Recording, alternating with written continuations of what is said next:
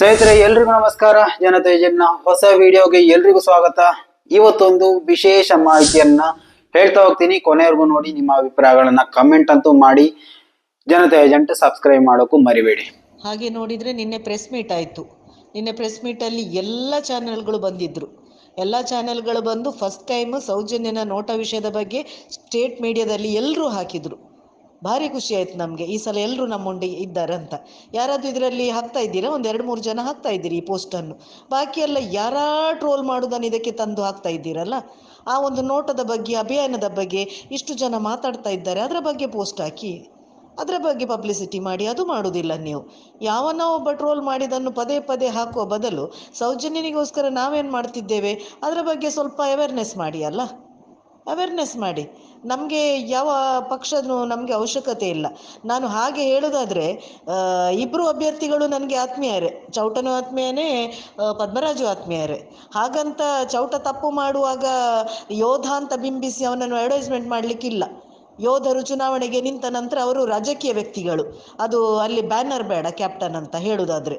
ಅವನೀಗ ರಾಜಕೀಯದ ಒಬ್ಬ ವ್ಯಕ್ತಿ, ಹೌದು, ಕ್ಯಾಪ್ಟನ್ ಅಂತ ಹೇಳಲಿಕ್ಕೆ ಆಗುವುದಿಲ್ಲ. ಪದ್ಮರಾಜರು ಈಗ ಒಬ್ಬ ರಾಜಕೀಯ ವ್ಯಕ್ತಿ. ಮೊದಲು ಸೋಷಲ್ ಆ್ಯಕ್ಟಿವಿಸ್ಟ್ ಇರ್ಬೋದು, ಗುರು ಬೇಡದಗಳಿಗೆ ರಾಜಕೀಯ ವ್ಯಕ್ತಿ. ಆದರೆ ನಾನು ಹೇಳುದಿದ್ರೆ, ಯಾರನ್ನೂ ಹೆದರದೆ ಕರೆದಾಗ ಕದ್ರಿಯಲ್ಲಿ ಬಂದು ನಿಂತವ ಪದ್ಮರಾಜು ಒಬ್ಬ. ನೆನಪಿಡಿ, ಇದು ನಾನು ಇವತ್ತು ಹೇಳ್ತಾ ಇದ್ದೇನೆ. ಕದ್ರಿಯಲ್ಲಿ ಕಾರ್ಯಕ್ರಮ ಮಾಡುವಾಗ, ಸೌಜನ್ಯನ ಹೋರಾಟ ಸಭೆ ಮಾಡುವಾಗ ಎಲ್ಲರಿಗೂ ಕರೆದಿದ್ದೆ ನಾನು. ಯಾವನಿಗೆ ವಿಶ್ವ ಹಿಂದೂ ಪರಿಷತ್ನ ಲೀಡರ್ಸಿಗೂ ಮುಂದೆ ಬರಲಿಕ್ಕೆ ಧೈರ್ಯ ಇರಲಿಲ್ಲ, BJP ಲೀಡರ್ಸಿಗೂ ಬರಲಿಕ್ಕೆ ಧೈರ್ಯ ಇರಲಿಲ್ಲ. ಆದರೆ ಪದ್ಮರಾಜ್ ಮಾತ್ರ ಕದ್ರಿಯ ಸಭೆಗೆ ಬಂದು ಸಾಮಾನ್ಯ ವ್ಯಕ್ತಿಯಾಗಿ ಕೂತು ಸಭೆಯಲ್ಲಿ ಬಂದು ಹೋರಾಟದಲ್ಲಿ ಭಾಗಿಯಾಗಿದ್ದರು. ಎಲ್ಲಿಯಾದರೂ ನಾನು ಫೋಟೋ ಹಾಕಿದ್ನ, ಎಲ್ಲಿಯಾದರೂ ವೈಭವೀಕರಣ ಮಾಡಿದ್ನ ಪದ್ಮರಾಜ್ ಬಂದರು ಅಂತ? ಆಗ ಪದ್ಮರಾಜಿಗೆ ಸಹ ಭಯ ಇರ್ತಿತ್ತ, ನನಗೆ MP ಸೀಟು ಸಿಗದಿದ್ದರೆ ಅಲ್ಲಿ ಹೋಗಿ ಸೌಜನ್ಯ ಹೋರಾಟದಲ್ಲಿ ನಾನು ಹೋದರೆ ಅಂತ? ಅದನ್ನು ಎಣಿಸಿದ್ರ? ಇಲ್ಲ. ನಾವು ಎಲ್ಲಿ ಪ್ರಮೋಷನ್ ಮಾಡಿಕೊಳ್ಳಿಲ್ಲ ಪದ್ಮರಾಜ್ ಬಂದಿದ್ದಾರೆ ನೋಡಿ ಅಂತ.